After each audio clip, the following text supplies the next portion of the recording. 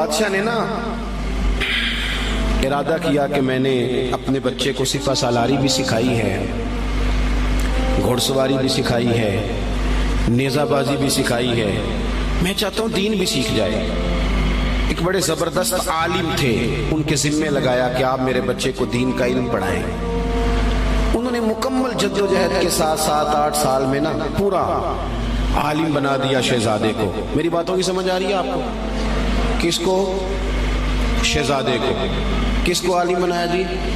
میرا بچہ بھی شہزادہ ہے نا، تو آپ کا بھی شہزادہ ہے۔ تو شہزادہ تو وہ ہونا چاہیے نا جس کو کسی کی محتاجی نہ ہو، اسے کچھ آتا جاتا ہو، لیکن نرا وہ شہزادہ ہی ہو، ویسے اسے کچھ بھی نہ پتا ہو تو زیادہ نہیں چلے گا۔ وہ بادشاہ نے کہا کہ میرے شہزادے کو عالم ہونا چاہیے، عالم کے ذمہ لگایا۔ انہوں نے 5-6-7 سال میں نا خوب جد و جہد کر کے مکمل عالم بنا دیا۔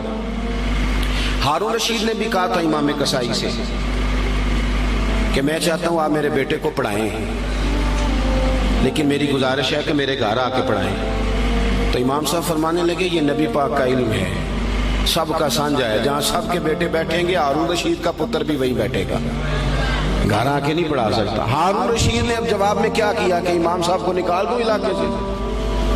وہ کہنے لگا حضور میں بھی آزما ہی رہا تھا، میرا بھی دل تھا کہ میں سادے مولوی سے بچہ نہ پڑھواؤں، کسی غیرت مند سے پڑھواؤں۔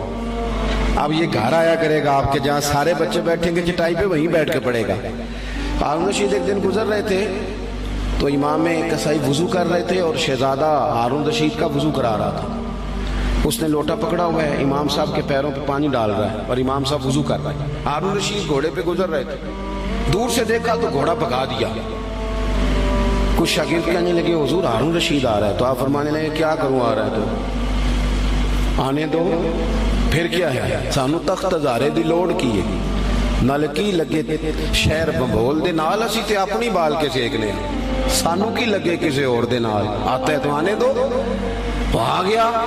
اب وہ بڑے دبدبے کے ساتھ گھوڑے سے نیچے اترا، لوگوں کا خیال تھا ناراض ہوگا کہ میرے شہزادے سے کام کرا رہے ہیں۔ وہ اسی طرز پہ تیزی کے ساتھ قریب آیا اور حیرت انگیز انداز کے غصے میں۔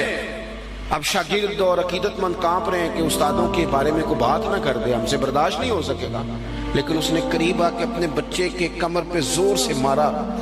کہنے لگا خدا کے بندے یہ تو کیا کر رہا ہے؟ استاد اپنے ہاتھوں سے پیر دھو رہے ہیں، ایک ہاتھ میں لوٹا پکڑ اور دوسرے ہاتھ سے استاد کے پیر دھلوا، تو نے پورا عالم نہیں بننا؟ یہ کیا تو نے طریقہ اختیار کیا ہوا ہے؟ اس طرح کر کے اس استاد صاحب کی خدمت کر۔ تو وہ اس بادشاہ نے نا اپنے بیٹے کو پڑھانے کے لیے عالم کے ذمے لگایا، انہوں نے پوری محنت کے ساتھ پڑھایا۔ پھر وہ فارغ التحصیل بھی ہو گیا بچہ، ایک ہی بیٹا تھا، تو مکمل فارغ ہو گیا نا۔ تو استاد صاحب کہنے لگے پیغام بھیجا پتر کل نا مجھے تم سے کوئی کام ہے، میرے گھر آنا۔ مدرسے نہیں، گھر بلایا بچے کو۔ جب گھر آ گیا اندر سے کنڈی لگا لی اور چھڑی پکڑ لی، بہت مارا بچے کو، کمر پہ نشان پڑ گئے اور بلا وجہ مارا۔ اس نے کہا استاد جی میری غلطی۔ چپ کر، نادان، غلطی پوچھتا ہے، چل دوڑ جا۔ اس نے جا کے اپنی اماں سے شکایت کری کہ استاد جی نے بلا وجہ مارا ہے، میں تو پڑھ چکا ہوں، آپ کو وجہ نہیں تھی مارنے کی، کیوں مارا؟ اماں کہنے لگی تیرے ابا سے بات کرتی ہوں۔ والد صاحب سے کہا تو اس نے کہا چپ کرو، اگر میں اس کا باپ ہوں تو استاد بھی تو باپ ہی ہوتا ہے نا، اور اس عالم کو میں جانتا ہوں وہ نیک آدمی ہے، کوئی حکمت ہوگی اس میں، ایسے تھوڑی مارا ہے۔ وقت گزر گیا، 20 سال 15 سال بیت گئے، بادشاہ کا انتقال ہوا، وہ شہزادہ تخت پہ بیٹھا۔ اس نے پہلا حکم یہ دیا کہ میرے استاد صاحب کو بلاؤ۔ اب وہ بیچارے بوڑھے ہو گئے، چھڑی ہاتھ میں پکڑی، جھکی ہوئی کمر، بڑی مشکل سے وہ آئے اور دربار میں آ کے کھڑے ہوئے۔ تو شہزادے نے پہلا سوال یہ پوچھا استاد جی پہلے تو میں بے اختیار تھا، آج اختیار میرے ہاتھ ہے، وہ بتاؤ نا مارا کیوں تھا؟ غلطی کوئی نہیں، زیادتی کری آپ نے اور اتنا مارا کہ میں ابھی تک اس کی درد محسوس کرتا ہوں۔ تو استاد صاحب نے یوں چہرہ اٹھایا، آنکھیں کھولی، کہنے لگے پتر شکر ہے اللہ کا میں ابھی تک زندہ ہوں، اسی دن کے لیے مارا تھا جو آج آیا ہے، یہ جو تو نے مجھے کٹہرے میں بلا لیا ہے نا، ٹھیک کیا، اسی دن کے لیے مارا تھا۔ کہا کیوں، کس وجہ سے؟ سنیں جی سنیں، اللہ آپ کو جزا دے، اسی دن کے لیے مارا تھا۔ کہا کیوں؟ کہنے لگے پتر کتنے سال بیت گئے مار کھائے، کہا کو 20 سال ہونے کو ہیں، فرمایا تو بھولا تو نہیں نا؟ کہا استاد جی میں نے تو پہلے دن ہی آپ کو بلایا. کہنے لگے پتر بس مجھے پتا تھا ایک دن تو نے حکمران بننا ہے. تو بے اختیار تھا نا، میرا کچھ نہیں کر سکا. آج با اختیار ہوا تو بلا لیا نا. پتر تو حکمران بن گیا ہے، کسی غریب پہ ظلم نہ کرنا. اگر تجھے 20 سال نہیں بھولا تو اسے بھی قیامت تک نہیں بھولے گا.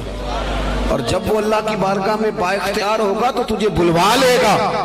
اس لیے مارا تھا کہ یہ جو ناجائز مار ہوتی ہے اس کی درد جاتی نہیں، اس کے نشان روح پہ پڑتے ہیں، دل پر زخم رہ جاتے ہیں. پتر تجھے آج تک نہیں نہ بھولا، اسی دن کے لیے مارا تھا کہ تیری تربیت ہو جائے. اٹھ کے اس نے استاد کے ہاتھ چومے، بٹھایا. کہنے لگا آج سمجھ آئی ہے، آپ نے صرف علم نہیں پڑھایا، آپ نے تو مجھے ہدایت بھی دی ہے. آپ نے تو اللہ کی بارگاہ سے مجھے ہدایت لے کے دی ہے، آپ نے تو میری ہدایت کی جانب رہنمائی کی. اتنا بڑا کام کر دیا. اپنے بچوں پر تھوڑا سا بوجھ ڈالے. اور میرے بھائی اگر ایک چھوٹی سی کھجور، صدقے کی کھجوروں میں سے امام حسین اٹھا کے منہ میں رکھ لے تو محبوب انگلی ڈال کے نکال دیتے ہیں. فرمایا پتر نہیں، ہمارے لیے ٹھیک ہے. ابا کیسے برداشت کرتا ہے کہ بیٹے کے منہ میں لقمہ حرام جائے؟ وہ کیسے برداشت کرتا ہے؟ ایک دوست مجھ سے کہنے لگے کہ گھر کے کونے سے نا رات کو رونے کی آواز آتی ہے، بڑے پیر صاحب آئے، بڑے عامل آئے، پر وہ ٹھیک نہیں ہوتا. میرا ذرا زیادہ قربت تھی، ورنہ ہر آدمی سے تو یوں بات نہیں کی جا سکتی. میں نے ان کے کان میں کہا کہ اگر بڑے پیروں کے آنے سے بھی نہیں نا مسئلہ ٹھیک ہو رہا تو ساری فیملی بیٹھ کے غور کر لو، وہاں کسی یتیم کے پیسے نہ لگ گئے ہوں، کسی بیوہ کا مال نہ اس کونے میں خرچ ہو گیا.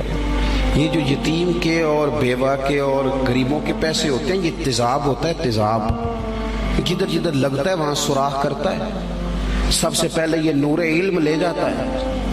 اور میری طرح کے لوگ، یہ علماء جو مساجد کے مدارس کے محتمم ہوتے ہیں، ان کو تو اتنا باریک تولنا پڑتا ہے، اتنا باریک، کون سا پیسہ کہاں لگانا ہے اور کس ترتیب سے لگانا ہے اور کس جدوجہد. یہ تو اتنا مشکل کام ہے کہ میں تو بڑی دیر سے میں نے کہا بھائی مجھے بچاؤ اس کام سے. یہ اتنا مشکل کام ہے کہ انسان الجھ جاتا ہے کہ کس طرح کر کے ان چیزوں کو رکھا جائے. اس طرح جتنے لوگ ذمہ دار ہیں وہ اپنے گھروں کے اندر رزق حلال کے معاملے میں سمجھدار ہو جائیں. کیوں کہ میرے نبی پاک علیہ السلام نے فرمایا جو گوشت حرام سے پلے گا وہ جنت میں نہیں جائے گا. تو مجھے بتاؤ کوئی چاہتا ہے اس کی اولاد دوزخ میں جلے؟ پسند کرتا ہے؟ تو پھر ان کو رزق حلال کھلاؤ.